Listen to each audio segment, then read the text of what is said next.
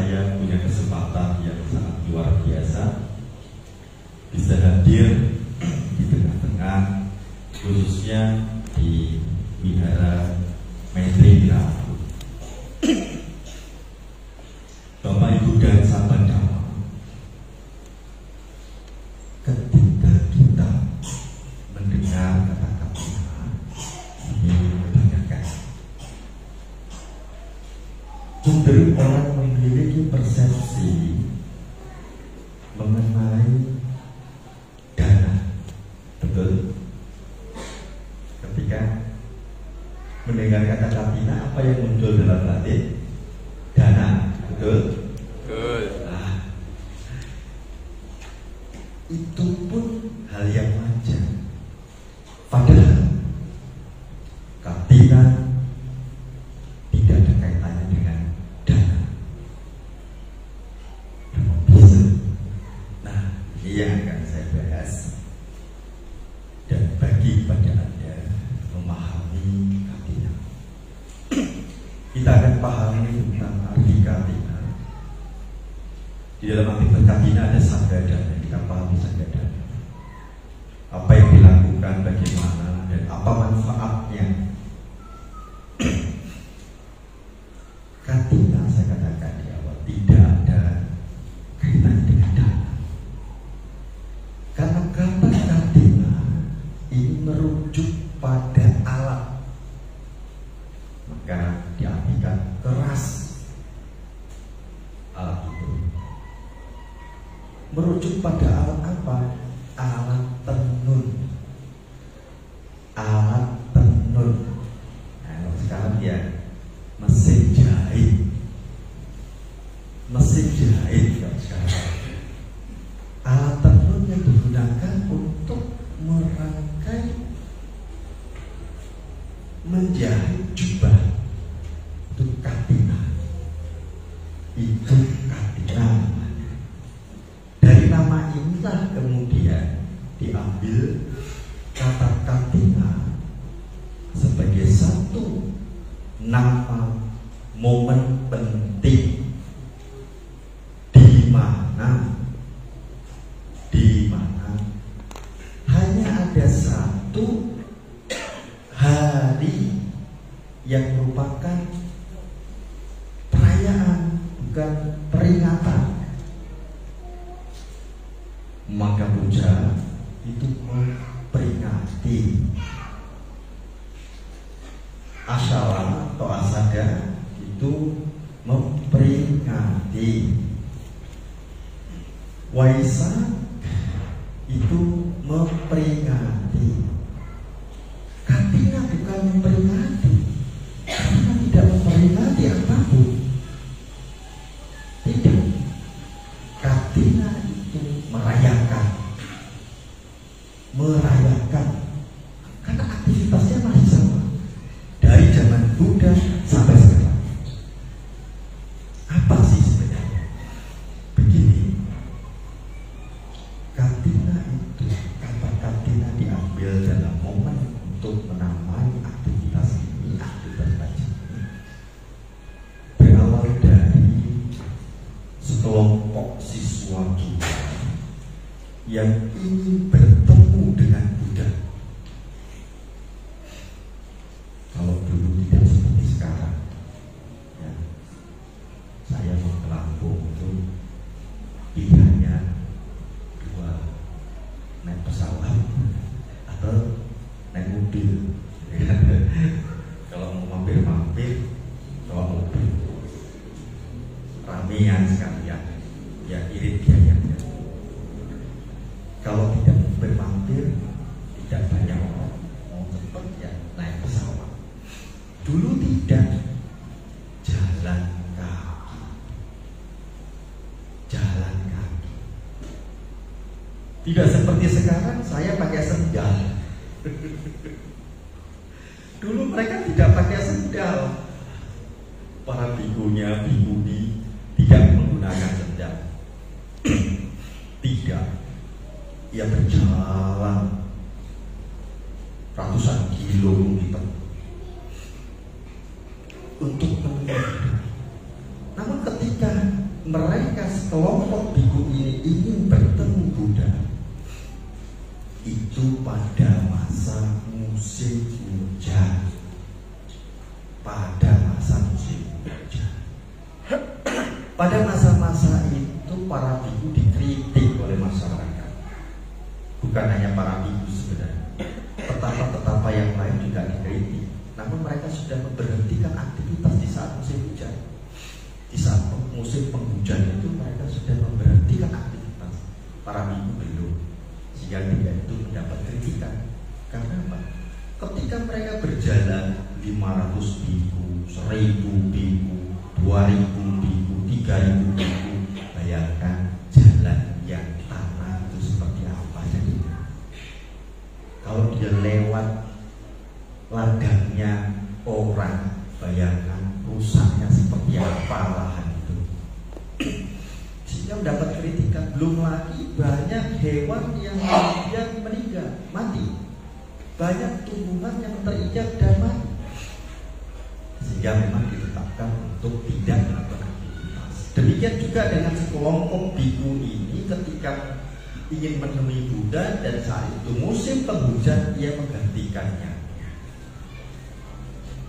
Ia menghentikan niatnya, lalu dia berdiam dulu selama 3 bulan, tidak pergi-pergi untuk menunggu musim hujan mereda. Apa yang dilakukan? Aktivitas yang dilakukan oleh para biku adalah belajar dan berlatih. Aktivitas lain, kalau mereka tinggal di tempat tinggal wiharanya, mereka berbenah wiharanya masing-masing. Mereka berbenah. Nah, lalu setelah selesai meredanya musim penghujan itu, mereka melanjutkan niatnya untuk bertemu Buddha. Namun tadi saya katakan musim penghujan baru mereda, belum selesai. Sehingga dalam perjalanan mereka kehujanan, basah kuyup, kotor jubahnya. Ketika mereka sampai di hadapan Buddha dengan kondisi basah dan kotor, disitulah salah satu umat yang berbakti dengan welas asihnya melihat para biku. Ia memberanikan diri untuk menawarkan agar ia memberikan persembahan jubah, maka dibiarkan oleh Buddha.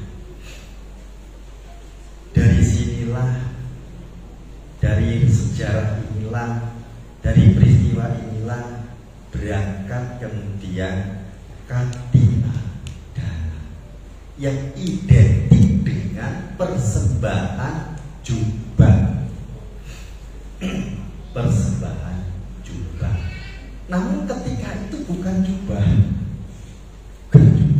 seperti sekarang ini yang dilihat ini sudah jadi, bukan, tapi kain, hanya kain lembaran saja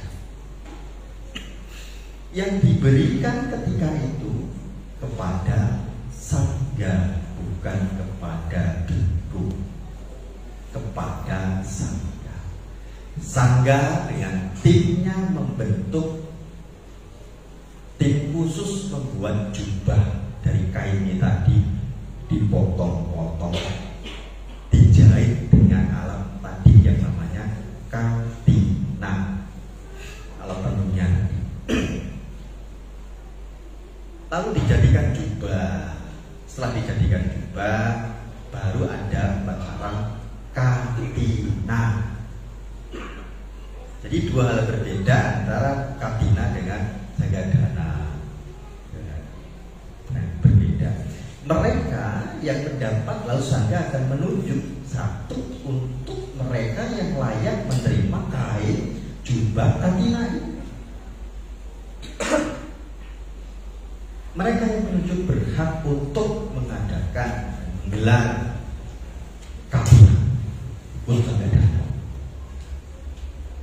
Namun mereka yang layak ini memiliki syarat harus selesai melakukan retreat selama 3 bulan. Ada ketentuan syarat yang dimana dinyatakan dia selesai. Maka ada pembukanya, ada seremoni penutupnya puasa itu. Ada pembukanya, ada penutupnya. Maka di momen rangkaian itulah ada sanggadana tadi. Ada sanggadana tadi. Tapi jubah, hanya jubah yang dikatakan jubah katina hanya satu. Tidak dua. Tidak dua. Tidak dua. Dalam beberapa komentar, ketika ada satu biku yang puasa lalu bisa mengundang yang lain untuk hadir, bisa untuk menerima jubah katina, maka hanya ditetapkan satu jubah katina itu, tidak luas, maka tidak banyak seperti sekarang itu jubahnya banyak sekali. Dalam sanggadana, artinya sanggadana ini yang berderma kepada sangga. Mengapa kok kepada sangga? Ini berkaitan dengan manfaat. Nanti saya jelaskan manfaat. Sanggadana yang berderma kepada sangga. Dalam hal ini ketika itu masa katina ini, ya jubah, identik jubah. Maka perayaan seperti ini hanya ada ketika di situ ada bikunya. Ketika di situ ada bikunya, atau tidak ada jubah katina, tapi sanggadana saja. Ketika umat-umat di satu wihara ingin ikut berderma, mengundang sangga hadir, lalu mereka melakukan derma. Nah kalau itu jubah aja gimana tadi kebutuhannya? Nah ini kita perlu mengkontekkan seperti zaman itu, ya sesuai kebutuhan orang. Satu aja kok jubahnya, yang lain ya dia dalamannya dan kebutuhan lainnya.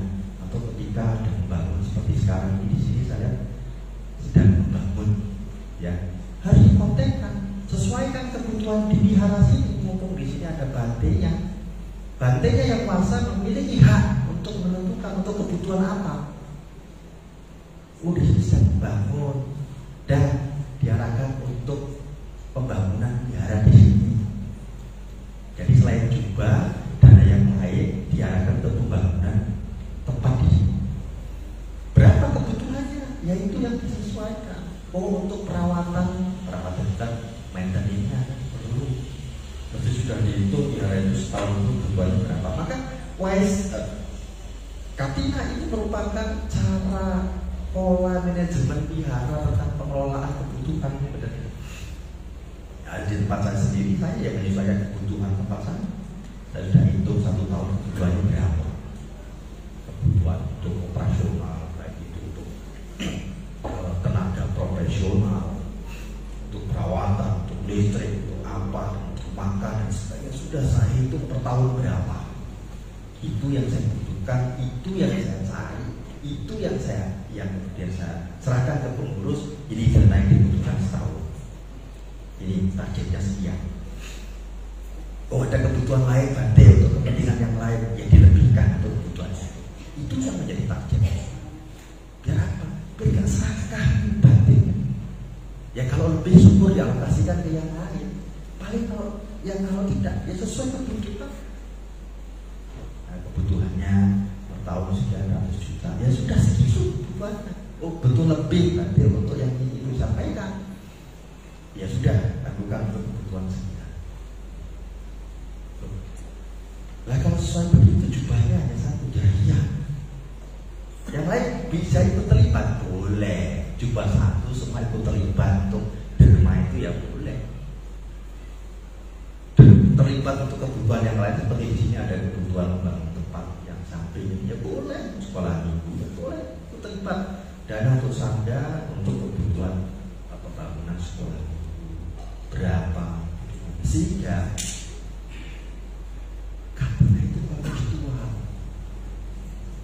sesuai apa yang dibutuhkan, yang diperlukan.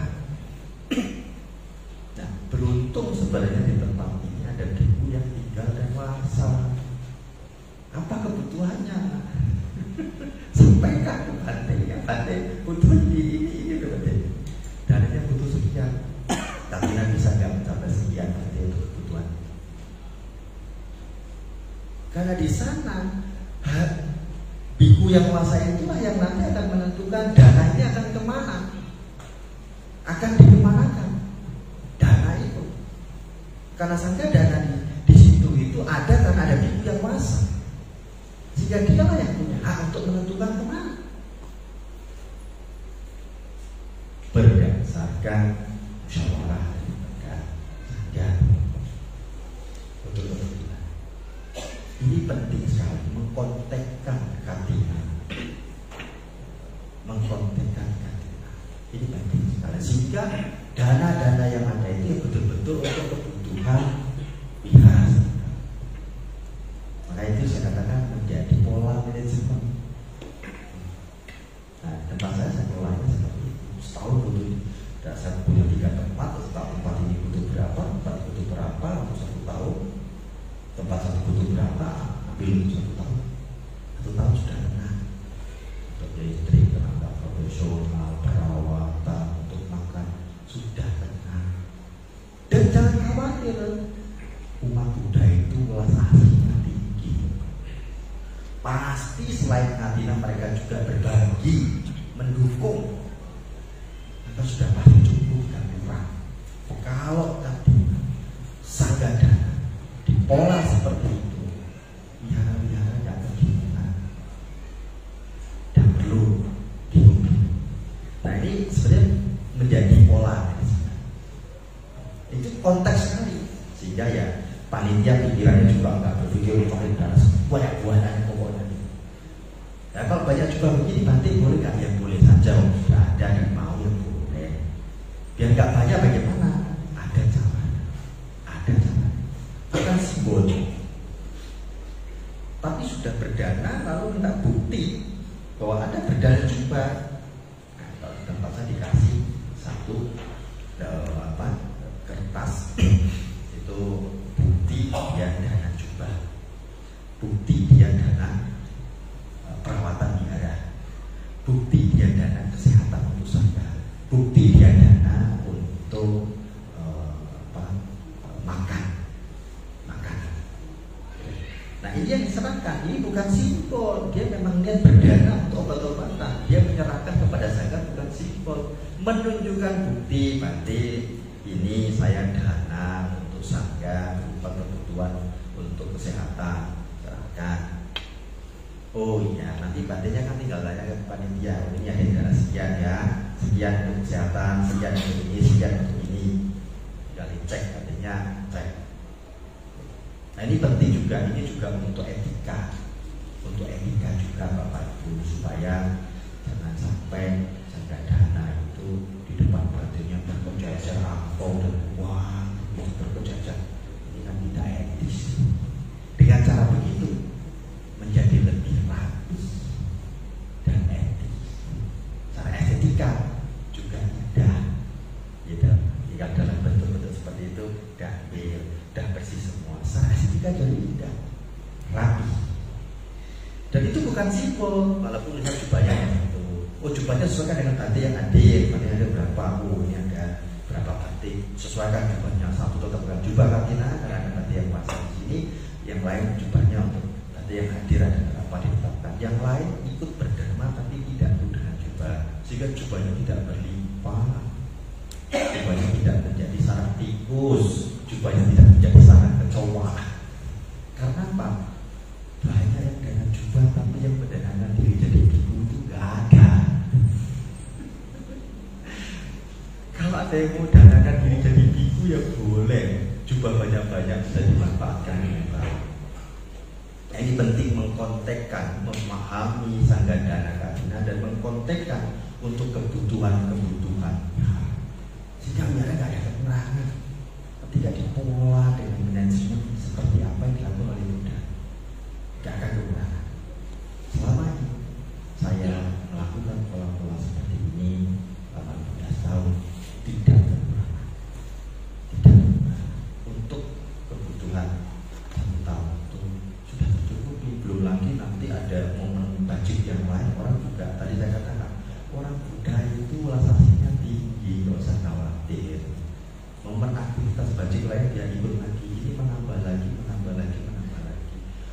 Semakin banyak dananya di yayasan wihara kan bagus.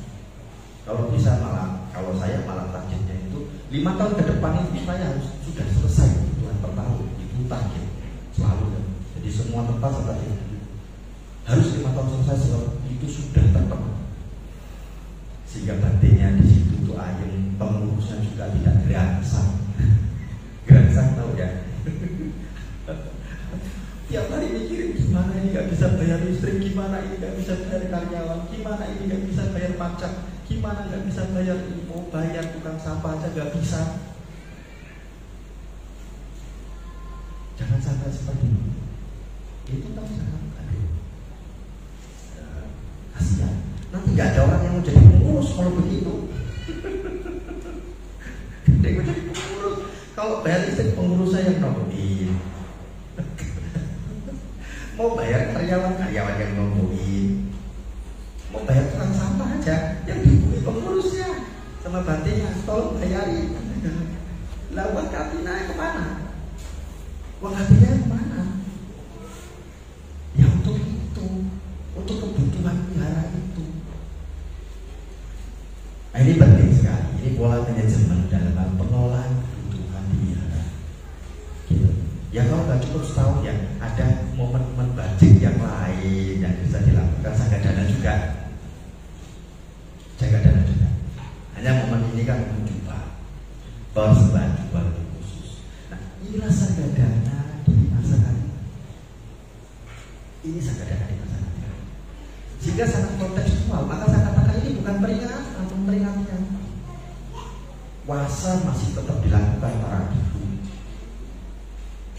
dengan ketentuan-ketentuan yang juga masih tetap dilakukan.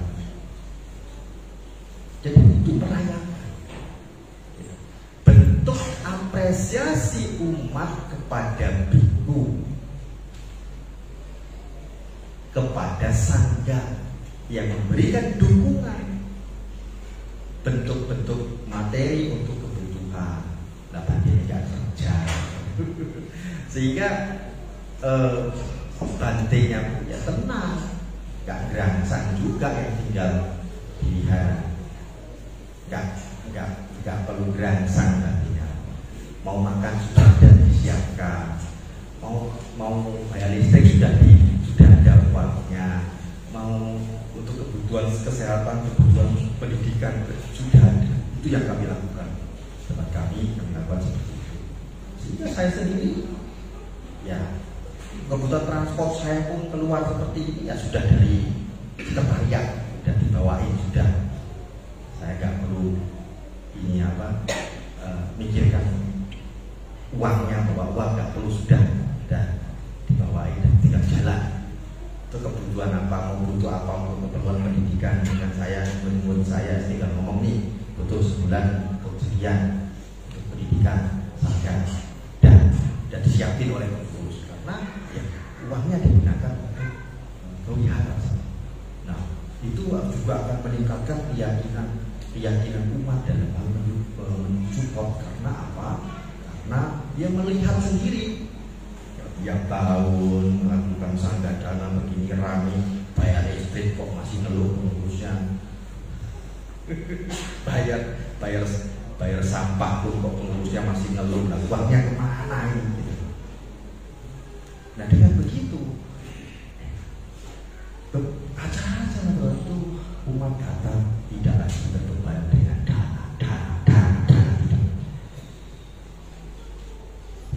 Tapi gak usah khawatir, acara apapun itu di wihara itu dianggap kitmin. Ketika dia mendapat manfaat, maka ketika ini manajemen ini dilakukan seperti ini, dana ada, tinggal berkegiatan. Ya, tahu kegiatan apa saja, ada berapa, butuh dananya berapa sudah disiapkan.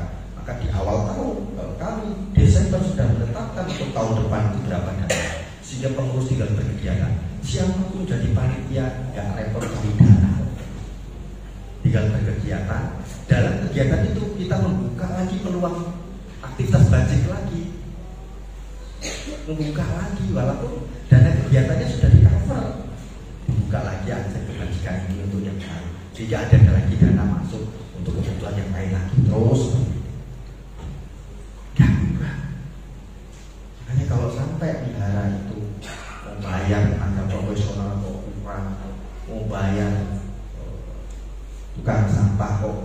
pengurus yang bayar listrik, pengurus yang bayar. Berarti tidak memahami tentang manajemen dalam hal pengelolaan kebutuhan wihara. Nah ini penting sekali. Jadi kita sudah memberikan pola-pola semacam ini dan ini perlu kita contoh. Maka Kamina itu bukan peringatan, tapi hal yang konten, hal yang sangat konten. Mengapa kesangga? Terkait dengan manfaat. Jadi kalau di dalam Dakina Nipaya Sutta itu walaupun Buddha ketika itu diberi jubah khusus dari ibu, tapi beliau menolak. Dari ibu yang merawat itu diminta untuk diarahkan kepada sangga. Karena nilai kebajikan kepada sangga memiliki nilai yang sangat tinggi yang bisa mengkondisikan kemudahan dalam mencapai nibbana. Mencapai nibbana. Ini dalam Dakina. Kalau di dalam Ulangbana Patra, nah, ini titik poinnya untuk nilai kebajikan pelimpahan jasa. Ini kasus yang berbeda. Ulangbana Patra itu kan hari Pawarana. Maka di tanggalnya itu 15 di bulan 7 itu pas biku selesai masa wasa. Hanya kalau yang ada di Indonesia ini menggunakan penghitungan di India. Kalau Buddhis Tiongkok dan Taiwan menggunakan penghitungan Imleknya. Berbeda musim, berbeda penghitungan dan berbeda waktunya akhirnya. Tapi ketetapannya sama. Bulan 7 tanggal 15. Saat itu Buddha menginstruksikan kepada yang Arya Moggallana yang ingin menolong ibunya yang terlahir di alam peta agar melakukan derma makanan di saat hari Pawarana. Di hari Pawarana. Apa hari Pawarana? Hari terakhir biku selesai dalam puasa. Tanggal 15 itu.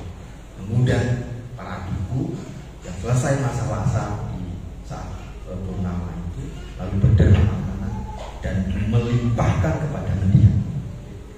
Dikatakan oleh Buddha dalam Ulangbana Patra ini nilai kebajikannya dalam derma sama mendiang di saat Pawarana itu mampu menolong 7 generasi ke atas. Orang tua dalam 7 generasi ke atas. Satu orang tua kita yang sekarang dalam kehidupan sekarang. Kalau mereka masih hidup, ini mampu mengkondisikan kemudahan untuk melakukan kebaikan yang bisa mengkondisikan usia panjang.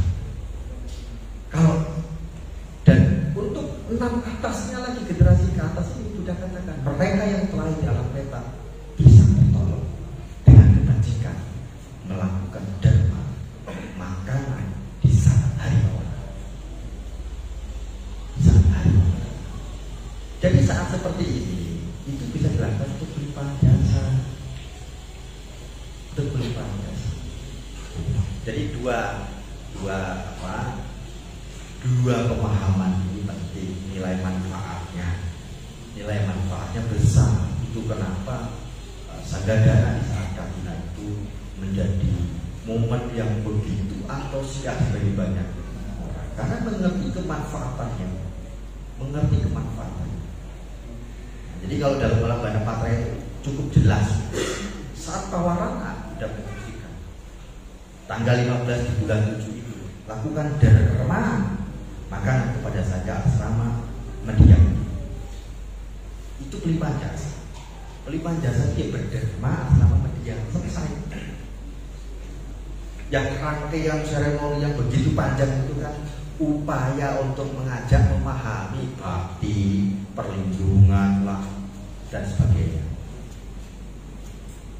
Ya kalau secara esensi ya hanya itu seperti yang dilakukan yang Arya Moggallana berdharma atas nama mendiang. Dan di sana pun tidak tertulis dalam Ulangbana Patra, oh ini khusus Mahayana, khusus Theravada, khusus tidak ada. Hanya Buddha mengatakan, hai putra berbakti, lakukan dharma di saat hari Pawarana. secara esensi. Maka kita bisa melihat pola-pola seperti ini di berbagai negara berbeda-beda. Karena apa? Pelimpahan jasanya dibungkus dengan budaya sebagai metode dalam memahami esensi pelimpahan jasanya. Berbeda-beda. Tapi kita tidak boleh terjebak pada budayanya. Harus pakai esensi berderma nama mendiang selesai. Diperlukan itu sangga yang melimpahkan. Sangga nggak bisa melimpahkan dan menolong mereka yang di alam wetan, nggak bisa. Nggak bisa. Orang mau galana yang seperti itu mencapai jana aja nggak bisa. Tidak bisa mencapai jana. Nggak bisa. Bukan sangga yang melimpahkan jasa, ya yang berderma, yang punya kebajikan siapa? Yang punya kebajikan yang berderma, dia yang melimpahkan. Sangga hanya sebagai ladang, sebagai tempat dan menyaksikan. Bukan dengan dibacakan mantra-mantranya lalu kemudian para mendiang terlalai dalam bagian bukan. Ya kalau bisa begitu gampang sekarang dari aja di YouTube, dimakan dipasang antara mantra diputar 24 jam mendengar itu terus tersambung. Jadi ajaran budaya sangat konteks kan? Dan konteks kan? Dari ini penting sekali sehingga harapannya ini bisa berkelanjutan. Motivasi penting dalam melakukan ini. Motivasi penting ada dua motivasi yang harus dihadirkan sama keluarga. Yang pertama melihat dharma sebagai nilai kebajikan yang mengkondisikan kesejahteraan dan kebahagiaan untuk kehidupan sekarang dan mendatang. Oh saya mau berbuat, saya berderma ini semoga ini ada aku, ini ada diriku. Semoga kondisikan kesehatan, kesembuhan untuk saya. Oh saya berderma ini pada saya, semoga kondisikan kemudahan dalam usaha yang saat ini sedang terjadi. Oh saya berderma pada saya ini, semoga kondisikan kebahagiaan jelang kematian dan terlahir di alam bahagia, di alam manusia lagi dan dapat belajar dhamma. Boleh, ya boleh, boleh. Ini motivasi yang pertama. Yang nggak boleh itu biar dikenal, ini nggak boleh. Yang kedua motivasinya adalah melepas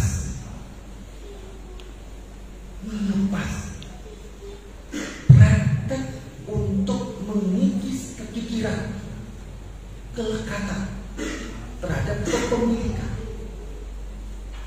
Pada tataran ini mempersembahkan atau memberikan dharma itu selain dengan keyakinan akan kebajikan, keyakinan akan ketidaklekatan, batin dikondisikan tanpa ada kesombongan, tanpa ada aku dan milik. Ini praktek para bodhisatta. Praktek para bodhisatta. Kualitas batin para bodhisatta. Maka dikatakan praktek dharma mereka itu adalah sempurna, tinggi, parami. Nah sekarang ini tataran kebutuhannya di mana? Oh nanti saya usaha saya tahun lancar. Boleh. Saya berderma melakukan fokus. Hadirkan bahagia dalam batin saat Anda dengan menumbuhkan keyakinan dalam pemahaman tentang kebajikan. Yang saya lakukan ini punya nilai kebajikan untuk kesejahteraan sekarang dan mendatang. Lakukan ini dengan penuh penghormatan.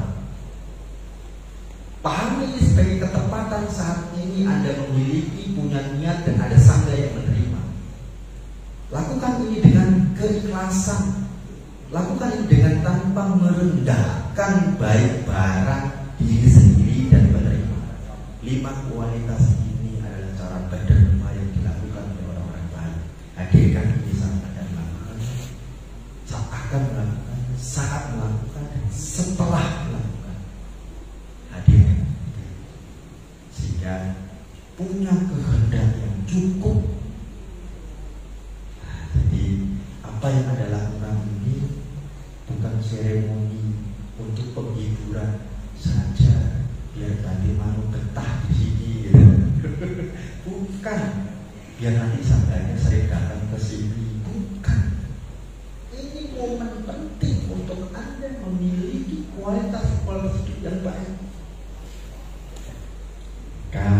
Mari hadirkan motivasi.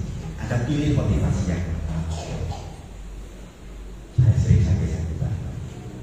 Ya udah, lakukan aspirasi untuk itu, diarahkan utamanya kebajikannya untuk kesehatan. Semoga dengan kebajikan ini mengkondisikan ketepatan dalam menemukan dokter dan obat untuk kesembuhan. Oh, saya itu lahir sebagai manusia lagi gimana? Boleh. Semoga dengan kebajikan ini mengkondisikan setelah hidup dan meninggal dunia, saya muncul di alam, di lingkungan yang di alam manusia, di lingkungan yang mulia. Oh, saya kok jadi malu dewa bumi nunggu wihara ini berarti boleh saja. Aspirasikan aja. Dengan kebajikan ini semoga mengkondisikan setelah hancurnya tubuh dan meninggal dunia, saya lahir sebagai dewa bumi yang menjaga wihara ini. Boleh saja. Jadi makhluk surga kok nggak boleh, betul? Boleh saja. Ini cara-cara yang diajarkan Buddha dalam beraspirasi. Oh, saya ingin mencapai kebahagiaan. Semoga dengan kebahagiaan mengkondisikan tercapainya. Oh, ini juga dilakukan oleh para guru terdahulu. Nah, ini Bapak Ibu yang harus kita pahami, kita bagikan saat ini, karena momen ini adalah momen yang sangat penting bagi Anda, bagi Anda, bagi Anda. Maka lakukan dengan penuh keyakinan, dengan penuh penghormatan, pahami ketepatan kondisi dalam berderma ini, lakukan dengan keikhlasan, dan lakukan dengan tanpa merendahkan. Semoga kebajikan Anda senantiasa mengkondisikan kemudahan Anda.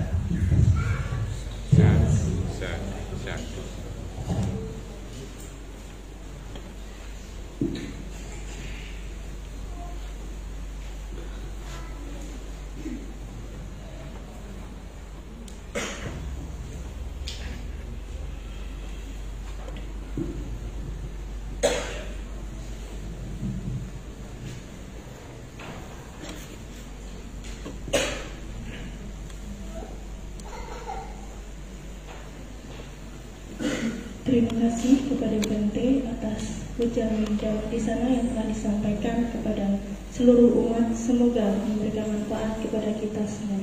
Sadu, sadu. Para